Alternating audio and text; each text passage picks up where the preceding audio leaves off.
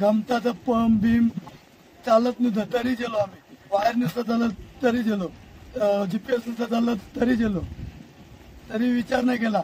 तर 15 जण आता या बोटीवर 15 जणांची जीव आहे, 15 जणांचा जीव वाचवायचा आहे आपल्याला.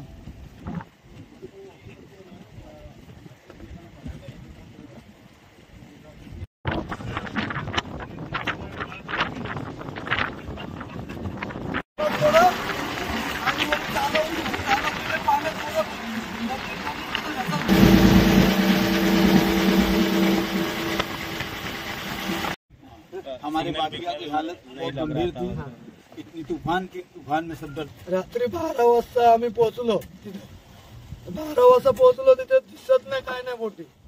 आता बोटी नाही दिसत तर करायचं काय. आम्ही वारा वादल होता तो, तर आम्ही तिथं पावडी टाकली, बोलू उजरल्यावर बघू.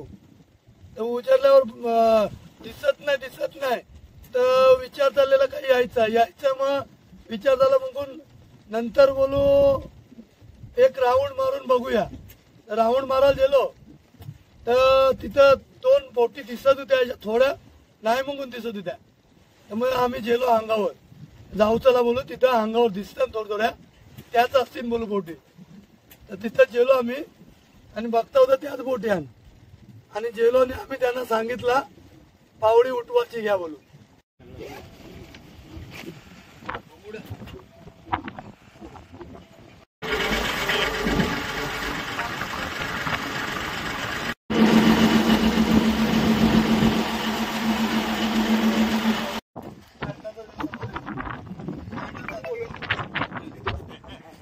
उस समय साहब हमारे मन में यही था कि कोई भी भगवान हमको भगवान बन जाए, हमको बचाने के लिए.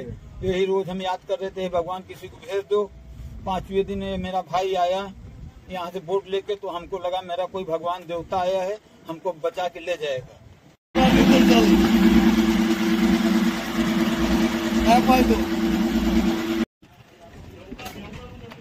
लाईटचा प्रॉब्लेम झाला.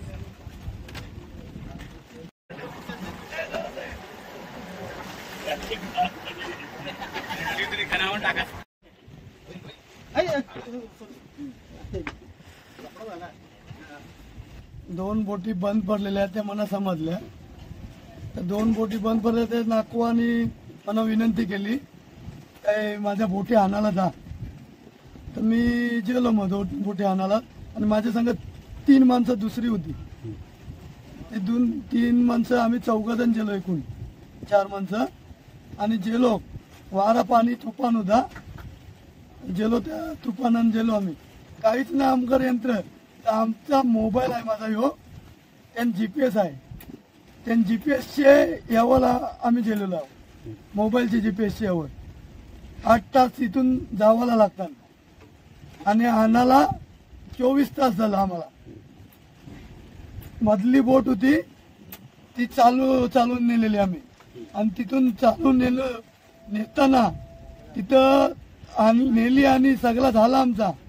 आणि तिथं गेलो आणि पहिली ही नेटवाली बोट टेकली टोचनला आणि एक दुसरी एक ती टेकली. 2 एकाचे एक मंगारी टोचन लावल्या.